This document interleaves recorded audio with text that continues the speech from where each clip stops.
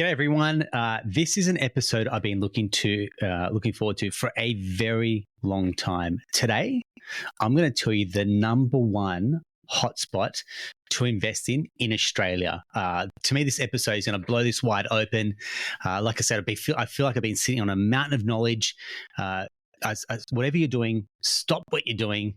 Put your pen down. I really want you to focus because as I take you through this deep dive on this hotspot, you are going to come on a journey and go, this is absolutely where I need to be investing in right now if you want the best return on your investment. Look, as a mortgage broker, I have got to say I've got the best seat in the house. And let me tell you why. I get to see exactly where everyone's buying. I get to see exactly what everyone's buying. How much under market, how their portfolio is performing. I get to see a range of buyers, whether that's first-time buyers, investors, self-managed super funds, for example, people that have been able to scale portfolios. And so my view of the world is very skewed to people that are obviously buying and growing their portfolios. But I have to say, without any ego in this, I literally have the best seat in the house. If you think about a buyer's agent, with all due respect, they're seeing their clients, they're buying particular locations. That's their view of the world.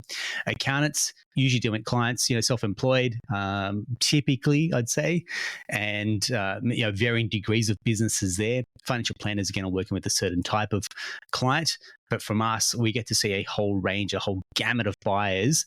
And that's why I feel like, yes, we have an unfair advantage as mortgage brokers that we get to see the people particularly start their journey, who's entering the market, where they're looking to buy, and how they are going to continue to purchase as well. So come on the journey with me today. Like I said, I'm going to unpack the number one hotspot in the country.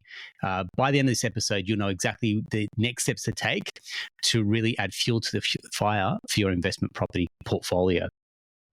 So let me take you through the boom location and where I'm talking about. This is the number one area in Australia where you are guaranteed a return on investment. I don't think there's many buyer's agents or property research or data or CoreLogic reports that are actually talking about this location. Yeah, I'm putting that on the record. To me, the most successful investors are doubling down on this location.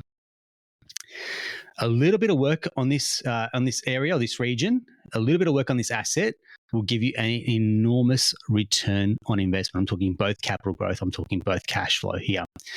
Like I said, you'll be blown away once I tell you where this location is. It'll be a no-brainer. You'll probably even kick yourself when I tell you. So I hope you got a pen and paper ready. The area and location I'm talking about is the real estate between your ears. Yep. I'm talking about your mindset. Some of you may switch off at this point going, you're waiting for a silver bullet. You're waiting for a secret location, for example.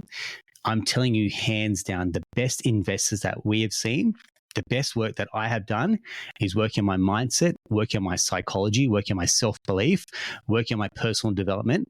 And when I say working, it's a work in progress. And I'll tell you why. As you continue to grow in your journey, new levels, new devils is something that's going to come up a lot in this episode as well. I feel like as you continue to do the work, you'll continue to be challenged. As you continue to grow and scale your portfolio, you'll continue to be challenged as well. So understanding and acknowledging that is par for the course as well. So what I've done is I've created a 10-point plan today to take you through on the journey about how to invest in yourself and how to get the best return on that investment. So this is going to be a challenge. This is going to be a challenge for a lot of people. This is maybe going to hold up a mirror to yourself and going, look, you're doing a lot of finger pointing, for example. And what they say is when you point one finger that way, there's 3 or 4 fingers pointing back this way as well. And that's why I say this journey is all about being comfortable in your own skin and really testing your ability to push through and own your financial future. Let me start with a question. If your car broke down tomorrow and it needed, let's call it $2,000 worth of essential repairs, at that point, it's not even a question. It's like you got to find the money. You need your car repaired as well. But if you were posed with a great opportunity of self-development for $2,000, you'd probably think twice about it. You'd and ah over it. You'd maybe even not do it. And you go, right, I've got other things that I should be spending on. But how important is you as your greatest income producing asset to keep essential repairs, maintenance going as well, continue to develop yourself as opposed to a car. And I've said this time and time again, a car is a depreciating liability. You are your best income producing asset. And look, this episode may feel a little bit woo for some people. I've got to tell you, when you go deep on working on yourself, like I said, the sky's the limit. The return on investment is absolutely significant, and you level up yourself, and you're going to find a way that you bring other people on the journey, or you may outgrow some people as well. So this brings me to my first point, which is growth comes from discomfort.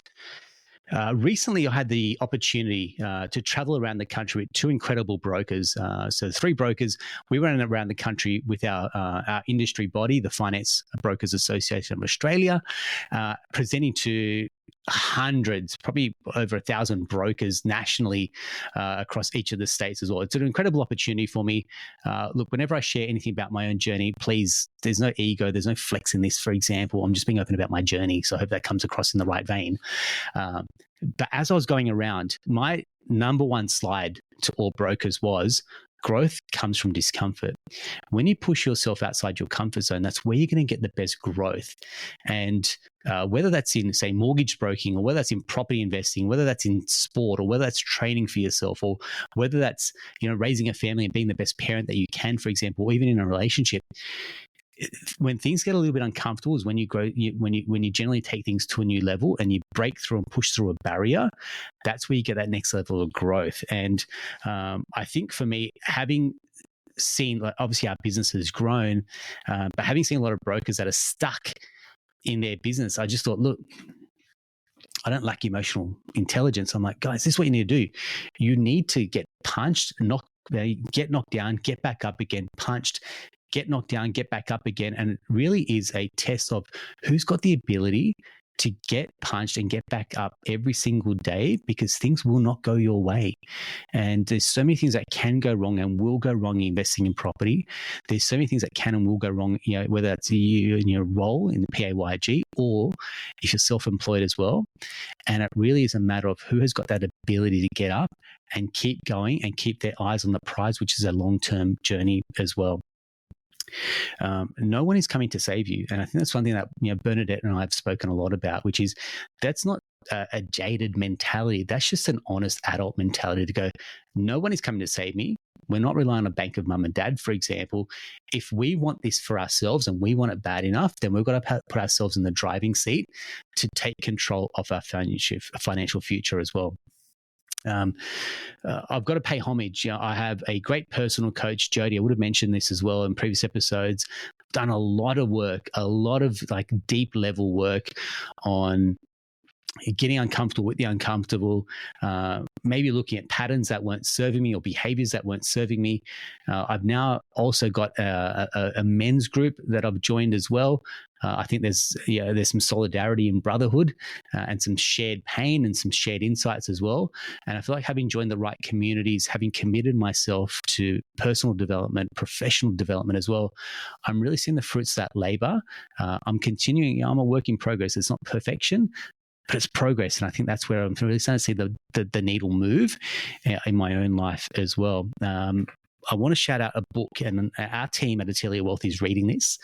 Mindset is an absolute cracking book. It's a really good entry-level book. So if you feel like 7 Habits is probably maybe a little bit dated, even though I don't think it is, but you're looking for something fresh, I'd say I'd pick up a copy of this book, Mindset, and really it's the separation between a growth mindset and a fixed mindset. And I feel like this is a really good starting point for a lot of people that are trying to level up in their personal journey as well. So grab a copy of that.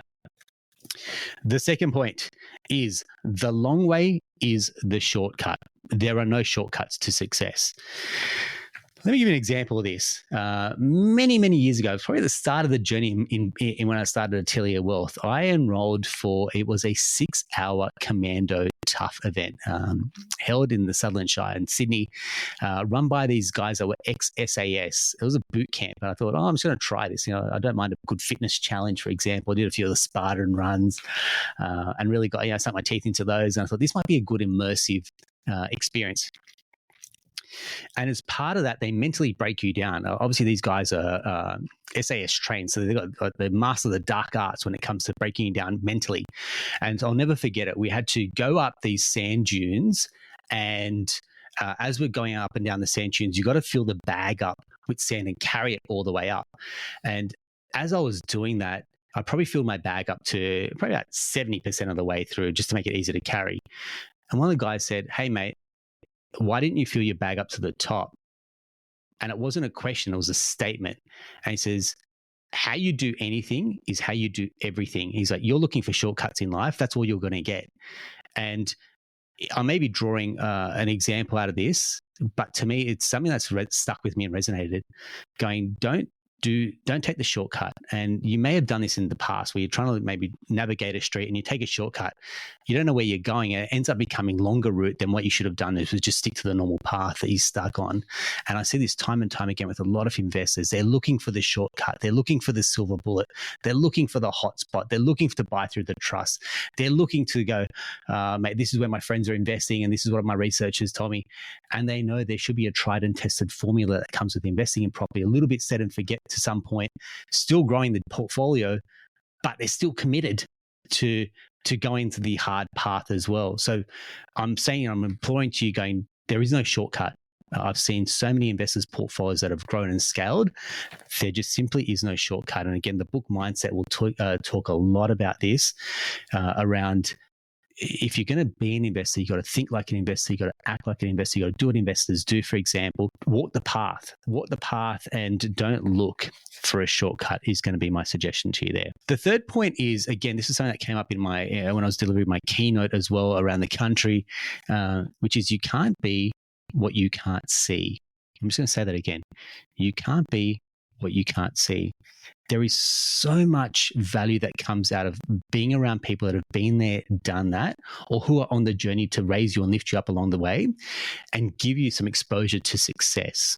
Yeah, we always say success leaves clues. Think about it. If I'm trying to tell my kids to be the best version of themselves, to eat healthy, to not take no for an answer, but I'm not living and breathing it myself, you can see that the math isn't mathing here, for example. And this probably happens a lot in people's lives where they're saying one thing, but they're doing another.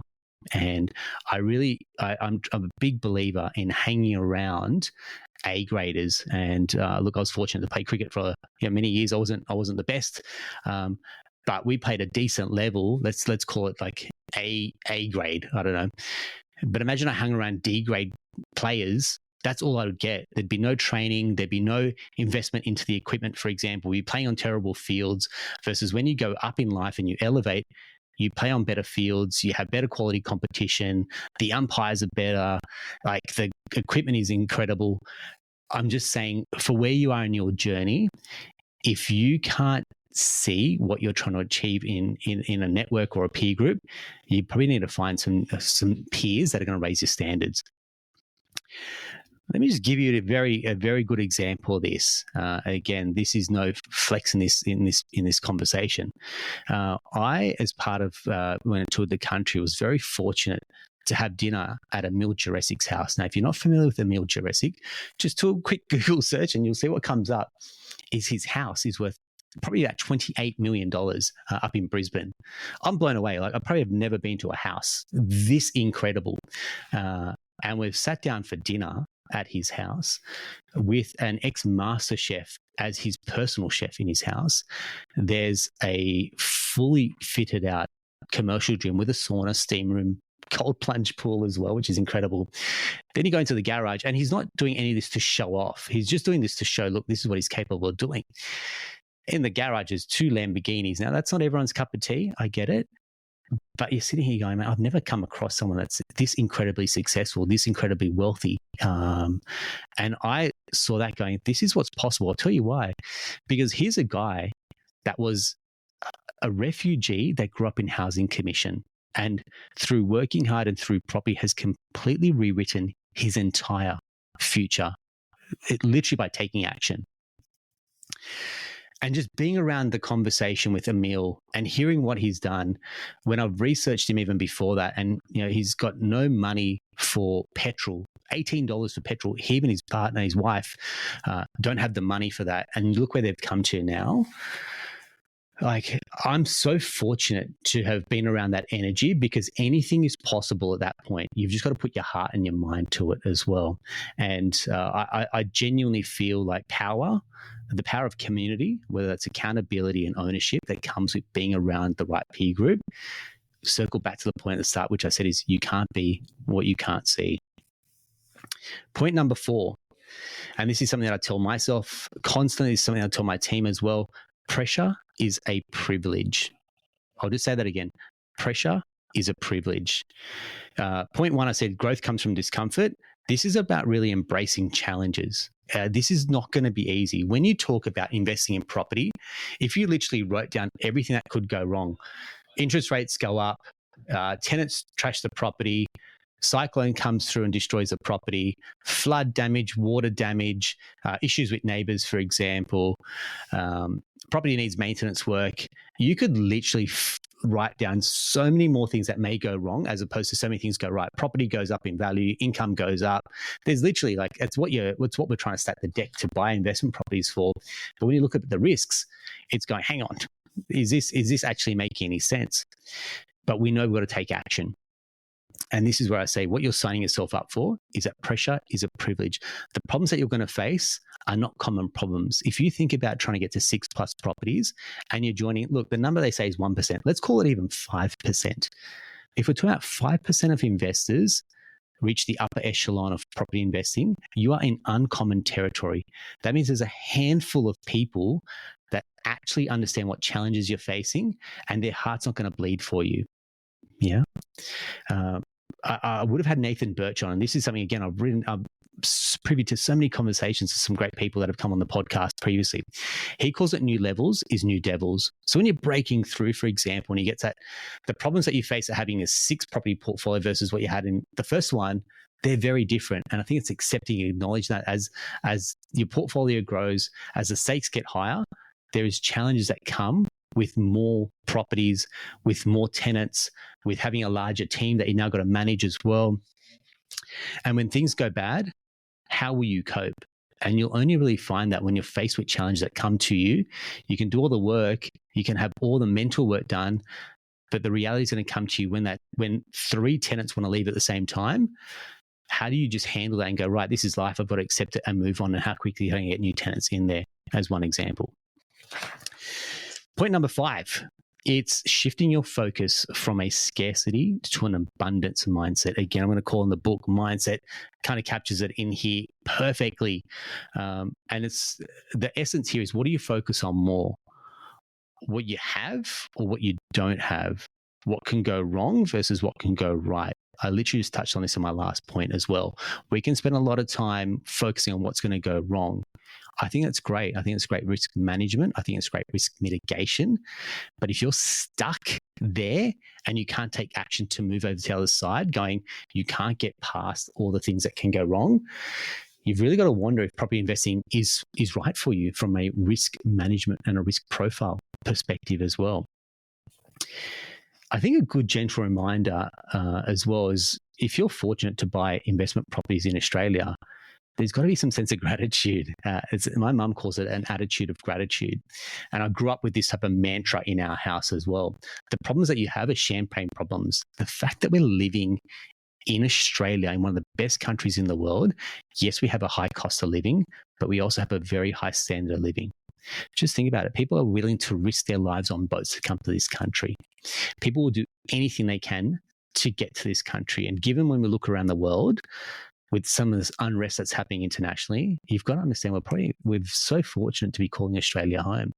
And if you're in an even more fortunate position to buy properties, I'm saying multiple properties in this country, that means you've got a good income. That means the bank's willing to lend you money. That means you're able to buy properties, for example. That means you're able to get a loan. Just if you reflect on it from that perspective, you will realize that you are in a very, very fortunate position, and the problems that you have are probably going to be champagne problems. Yeah. Am I going to be able to get my equity out, for example, to go and buy another property? Okay, I've got to get independent legal advice. That means I'm able to go see a solicitor. And I think when we use the word we get to, right, as opposed to I have to go see a solicitor. It's like, hey, I get to go see a solicitor. We literally went and saw a solicitor yesterday, signed some loan documents. And it's not lost on me. The fact that a few years ago, this is what I was gunning for. This is what I was hoping for. And as it's happening, I'm trying to enjoy that moment to go, yeah, there's a little bit more debt that's coming my way.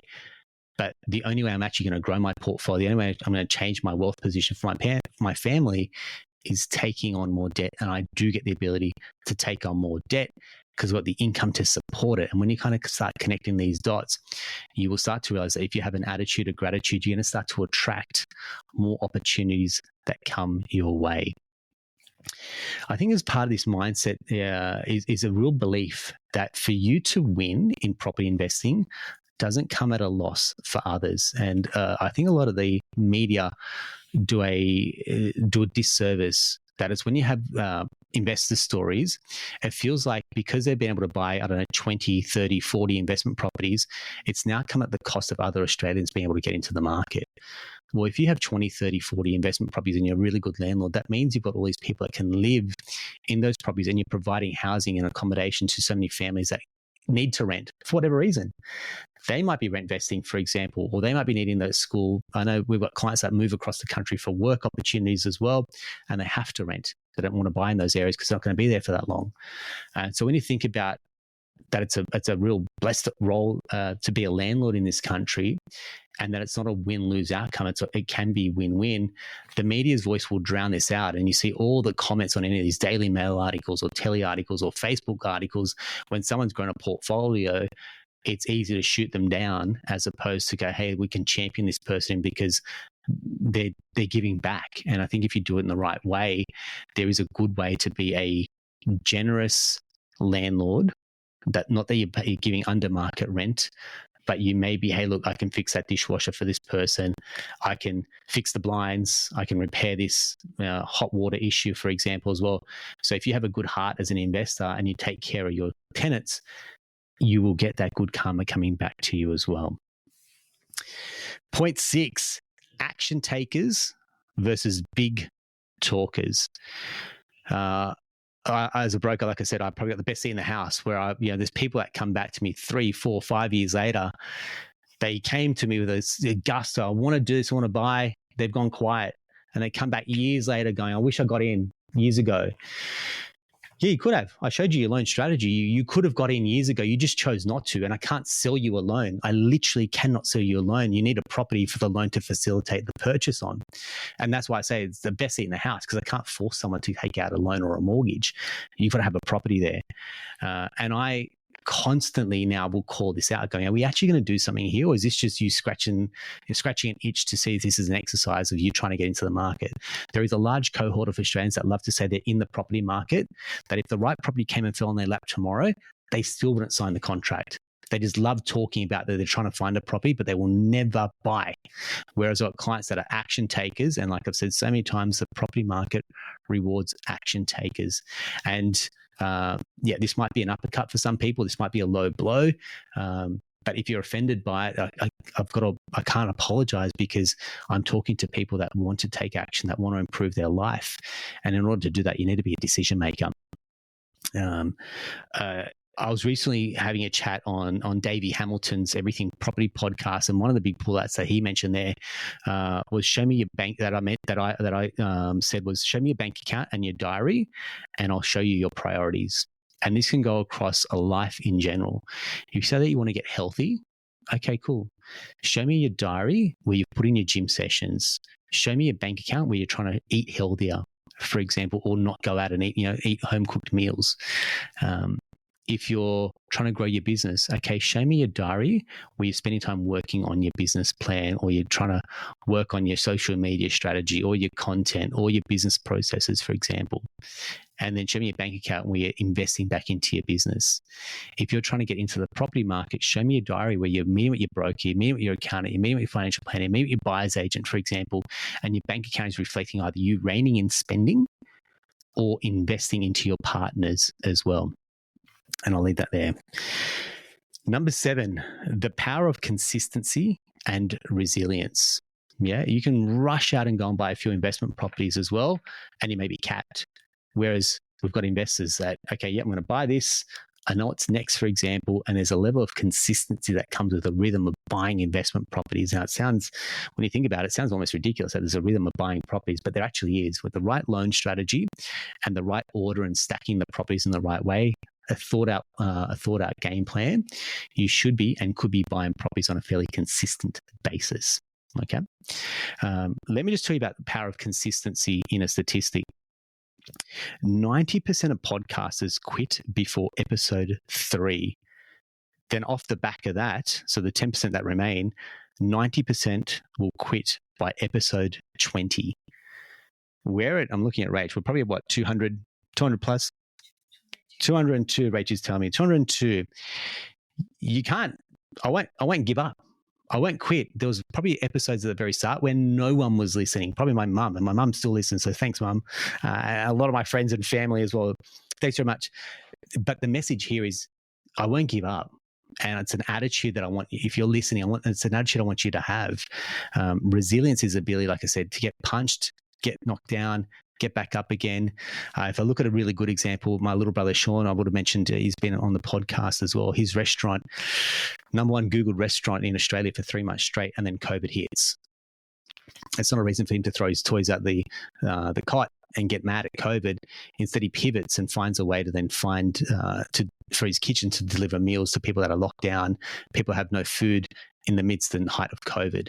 Okay, so you may get lemons, but then you can choose to make lemonade with it. And I feel like that's a good kind of definition on resilience and ability to get knocked down but get back up again. And there are going to be things that knock you down in this journey and just can't sugarcoat it, okay?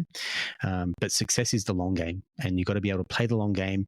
You've got to be able to maybe have contingencies or buffers in your cash flow that as you grow your portfolio, your cash flow might get skinny or tight. We're doing a lot of clients that maybe they're thinking about family planning or they're having kids, and kids are damn expensive. I love my girls. Bloody expensive. And I think going in there, knowing that as opposed to being surprised by it, probably gives you peace with the fact that, okay, kids are expensive.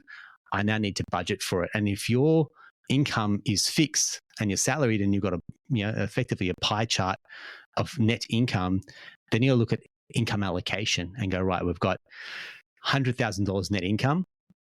How much do we need for the mortgage? How much do we need for lifestyle? How much is left over? Yeah. And then where is the savings in that as well? So you need that savings buffer or contingency for what I generally call the sleep at night factor. When we talk about those podcast stats where people give up after 3 or 20 episodes, the same can almost be reflected in investor stats where it'd be like 70% have 1 to 2 properties, for example, and then you get to that, they say 1%, 6+ properties. It's a matter of who can hang in there the longest, and that's why I talk about consistency and resilience being point 7. Point 8, who you surround yourself with matters. I'll continue to harp on about ownership and accountability. They're the 2 pillars in my business, in this business. This is the foundations that we've built this business off. And I tell this to my team all the time. It's something that's on our walls. We speak about this a lot in terms of mentality and a mindset.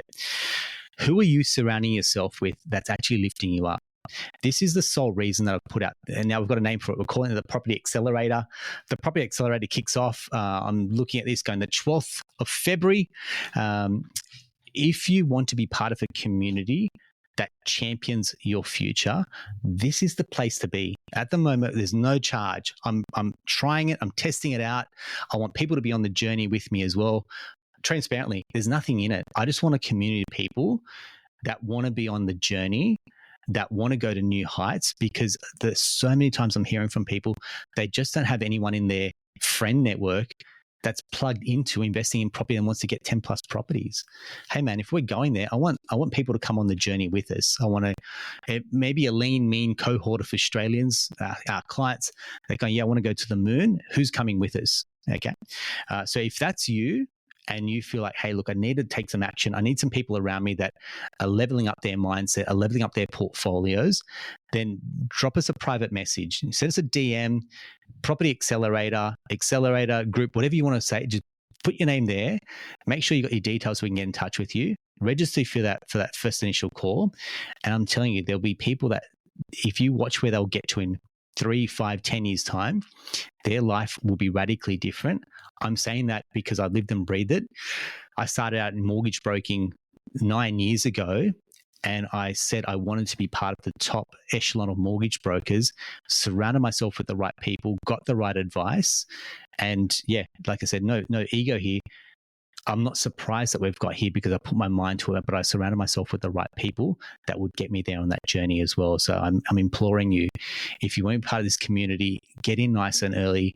We're going to have some guests come in. We're going to have some fun with it as well. It's going to be interactive, but it's a two-way street. I need people to kind of commit. I need people to bring the energy, and I'll match that halfway, and we'll meet each other, and we'll go to the moon as well. So as part of that circle of influence, there may be people that you lose along the way.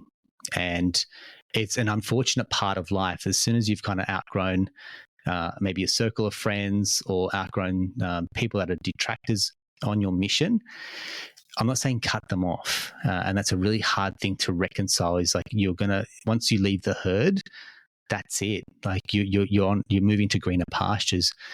But are you playing a small game or are you playing a big game? And I'll let that point linger. Point number 9, discipline, focus, and a growth mindset. To me, success shouldn't be an accident. If you're trying to get to a 10 plus property portfolio, we'll celebrate when we hit it, but it shouldn't surprise you that when you get there, because you've done everything, you've put the building blocks in place, you've laid the foundations, you've got the team, you're finding ways to extract the equity and go again, your lender stack's right there as well. But with the right discipline and focus, success should not be an accident, and it should be celebrated. I've got no doubt, and you should be celebrating your achievements. That's something that I'm learning to do as well. I think it's great when I can celebrate the achievements that when we set our mind to it and we got it, and it's enjoying the journey as well. A great book, again, if you're struggling with this part, Atomic Habits. I'd say hands down one of the best books. I'm going to reread it this year again. 1% better every day. Just that is in mindset, 1% better every day. When I'm getting ready in the mornings, coming out of the shower, there's Jim Rohn, a YouTube clip from Jim Rohn playing. My girls are hearing that. If I get back to the point earlier about you can't be what you can't see, that's what my girls are seeing daily. They're hearing that daily. It might be the old Tony Robbins tapes, parents put that in the car. I know my mum would have some awesome tapes when we'd jump in the car with her as well. And it was like, that's something that's got ingrained to us, like those type of messages. At the time, as a 10-year-old, it may not sink in, but it's consistency in those messages that you can do whatever you set your mind to. Don't take no for an answer as well. That's what discipline is. Hey, it's like, hey, do the hard things, for example. Mentally, battle scars and wounds will make you stronger as well. But Atomic Habits, I'd say, is a great book to get you on that journey. So the last point here, it's back to you. So point 10 is, what are you going to do? What are you going to do with the information that we've spoken about today? Listening to a podcast is only as good as the execution and implementation and what you're going to take out of this. So to me, if you're part of a relationship, maybe it's a chance where you both have a chat about this. You both listen to it and go, hey, what did you take out of that, for example? What are your insights and what are we going to do that's going to move the needle in our own financial future? If it's yourself on your own, single, that's great. Maybe share it with a friend and go, hey, mate, I want you to listen to this. I want to get your thoughts. Grab a cup of coffee together. What do you think? Yeah. And if this podcast has just been a conduit for some type of conversation or change in life, I'm telling you right now, one person, mission accomplished. I'm not selling myself short by saying just one person, because I can tell you right now, there are so many people that are reaching out the back of our podcast. It blows me away. It literally blows me away how many people are reaching out. And when I'm having a chat to you on our initial calls, you've listened to so many episodes, and to me, it's very humbling. It means a lot that people have given up time, which is why I put so much research and diligence into this episode, because I'm saying if you invest in yourself, you will get better returns than investing in property. Let's understand this. You are your best income producing asset. People go and take car loans at 9, 10, 12% on a depreciating liability. That blows my mind. People getting car loans for depreciating liabilities blows my mind, but people will not take a loan out to go and do self-development when that will give you a positive return on investment. People complain about investment interest rates on income producing assets that will increase in value, that gives them cash flow, but will not question when they see a car loan rate that is much higher than an investment loan. Just let that sink in, because it shows a lot about your priorities.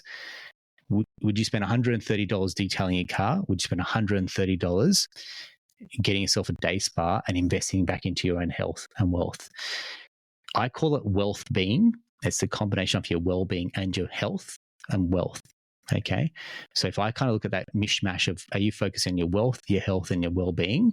It's what I call wealth being.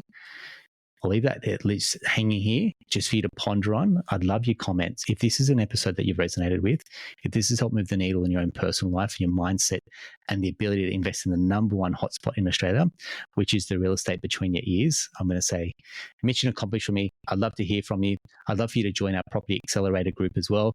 See you on the other side. Thanks very much for joining us.